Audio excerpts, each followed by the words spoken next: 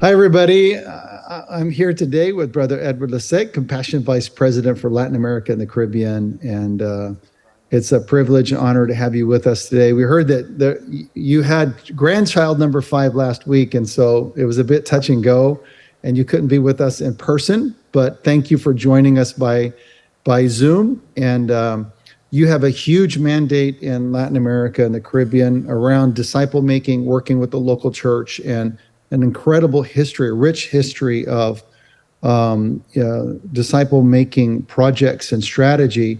So we'd love to just hear you share what God's put on your heart today in this session, which is Rethinking Discipleship at the Emerging Leaders Summit in Jakarta. Brother, we give you the floor to share. Amen. Thank you, Mark. Thanks for the opportunity to be sharing with you and the flexibility that you have offered and extended to me.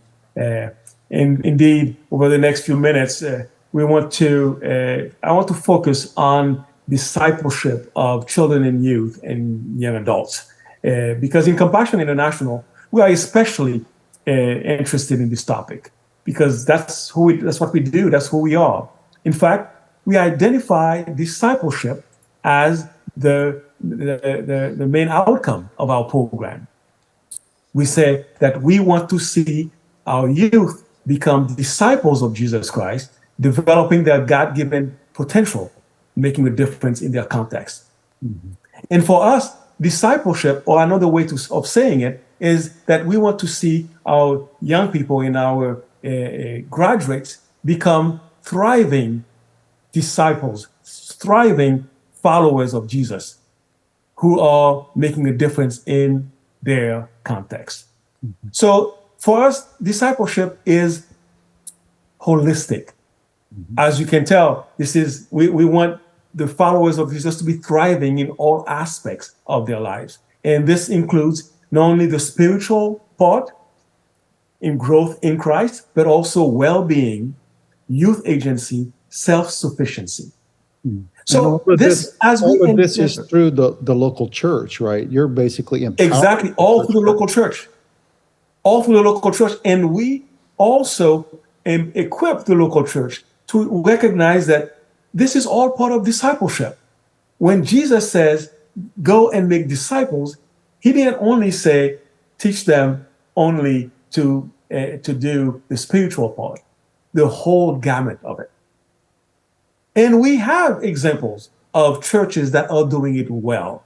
We have examples of churches where children and youth and young adults are thriving. They are developing in that sense.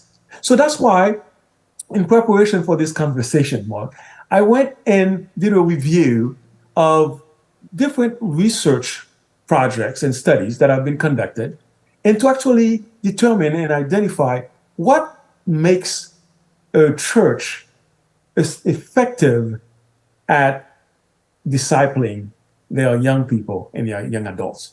The first one has to do with the fact that what accounts for successful discipleship, first, is the teaching of biblical principles is a key element to produce disciples.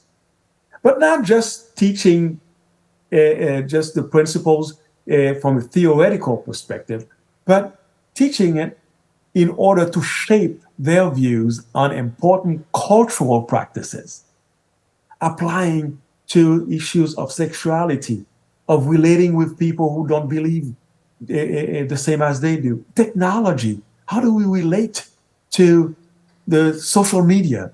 Another tip that we learned from the research, forging meaningful relationships is essential to developing disciples. I feel connected to a community of Christians. It's not just the one person, it's a community of Christians. I feel loved and valued in my church. And also, I feel connected to people older than me in my church. Okay, so successful discipleship programs in the local church focuses on biblical principles relevant to the culture that they live in. Is that correct? Correct? Yes. In a nurturing atmosphere that gives them a community. Exactly. Exactly. These are two elements, at least, that we see in common from the research that we were able to review. Mm-hmm. But it's amazing that, this is not surprising because Jesus, in his own model, has already told us that, and he has demonstrated, both him and the Apostle Paul. And we're going to see some examples from the Apostle Paul and from Jesus, the way they led and the way they developed disciples. Mm-hmm. You see, the first thing that jumps at Jesus's example of discipleship is the relevant biblical teaching. His disciples came to him in Luke 11 and says, "Master, teach us how to pray." And then later on, he taught them, who should you pay taxes to? That's relevant. That's a very burning question for the time. And then leadership. Those were relevant topics that Jesus addressed that made sense to them and that met the need. Mm-hmm. And then also talking about personal relationships of Jesus. In Mark 3, it says that Jesus picked 12, whom he called apostles, in order for them to be with him and for them to develop that community. And we know how much time Jesus spent with his disciples on small groups, in isolation, relationship building. Mm. And then Jesus also put their disciples in position to do practical experience. Mm-hmm. He told them in Luke chapter 9, now you go and preach. And then in verse 10, after they've preached, they come back and told Jesus, this is what we did. This is what we saw. This is what we experienced. Practical experience of leadership, hands-on experience. Mm-hmm. And then finally, the Apostle Paul, which I call the multiplication effect. Mm-hmm. That which you have learned from me, go teach to others who can themselves teach to others. Right. Disciples making disciples. Wow. These are some of the examples that we see from Jesus' life and from the Apostle Paul. Mm-hmm. And I wonder, how does that resonate with us today? From your experience, what kind of church most easily clicks into a disciple-making dynamic? Because there's all kinds of churches, right? Are there some, like, what are you looking for when you're looking at a local church? What are you looking for to say, well, this church, they're going to get the job done? Very good question. In reality, we find the church that has effective discipleship programs of all sizes, all shapes, all ages. Okay? What it takes is an intentionality that this is going to be our main focus. Mm. And especially investing in the children, the youth, because they are the ones who are leaving the church in bigger number. Mm. So it's the intentionality and the commitment. Mm. What we saw also is that in order to have a good discipleship program, doesn't matter on the age of the church or the age of the leader. Mm. Okay. It doesn't matter that you have to have a cool leader. Right. In fact, literature tells us that for the younger generation, relations is the new cool. Mm-hmm. Personal relationship is the new cool. Mm-hmm. So it does not mean that you have to meet a certain criteria to look just like the hip church down the corner. Right. All churches are called to do it, and they can do it. So you said it requires intentionality, which means that there is the very core understanding that making disciples is the mission. And then there's intentionality around it. And then there's a willingness to invest in the young people and the next generation.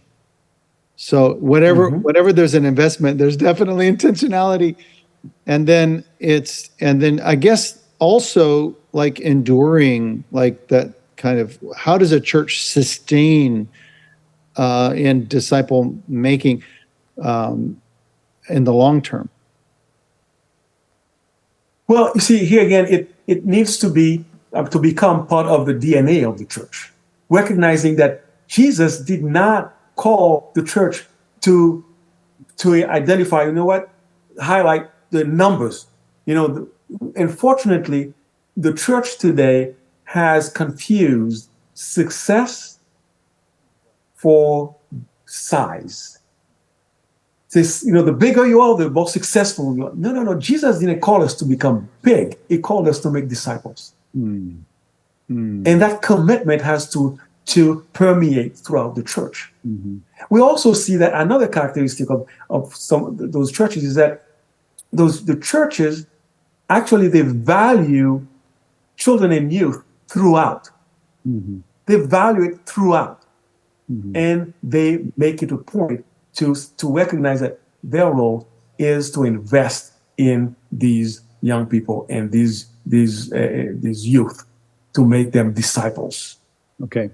It doesn't happen by chance. Okay, so coming back now full circle back around to the discussion about rethinking discipleship or disciple making, where kind of zooming out, what needs to happen in the next 3 to 5 years, as you see it, Edward, in Latin America, the Caribbean, throughout the church? What needs to happen for the church to turn the corner on disciple making and really come into its maximum potential? Now, especially for churches that have been in existence for a long time, they can tend to be so used to the way things have been, mm-hmm. and not want to change. Mm-hmm. And that's where the leader needs to actually convey the sense that we are going to be strong to our roots in the gospel, in the word, but we are going to make it relevant. And many times that's where churches feel that, well, are we losing the essence of who we are? Mm-hmm. Are we losing the tradition that we've come from? Mm-hmm. But once the leader can actually cast the vision that we are true to our biblical roots, but we also need to adapt and to make our message relevant. Okay, last question for time's sake. How does a denomination, let's say, for example, there are denominations with tremendous numbers of churches that gather under that umbrella. Mm-hmm. But how do they speed up the reconstructing or the rebuilding or the reshaping or the rethinking of disciple making within the context of their church? How can we speed it up and accelerate this, seeing as we're in a new season here where where everything is accelerating, and the church can't just be reactive. We have to be proactive and get ahead of the curve. How do we speed all of this up? Well, I have that's a good question. I have one. We have one denomination that we partner with in Latin America, and they have taken this to heart. It's the Church of God denomination and they basically decided, especially the Church of God of Argentina, they decided, you know what, we are going to take this seriously. And what did they do? They started training their leaders, their pastors. And the pastors now, because they are committed to the idea of discipleship and focusing on children and youth and young people, they themselves develop their own leaders based on that same approach. And that's a multiplication effect that the Apostle Paul was talking about. You start with disciples who make disciples who themselves are going to make disciples. That is what I see being permeated in that one denomination, the Church of God. What's been the outcome of that? Well, the outcome has been that churches are turning around.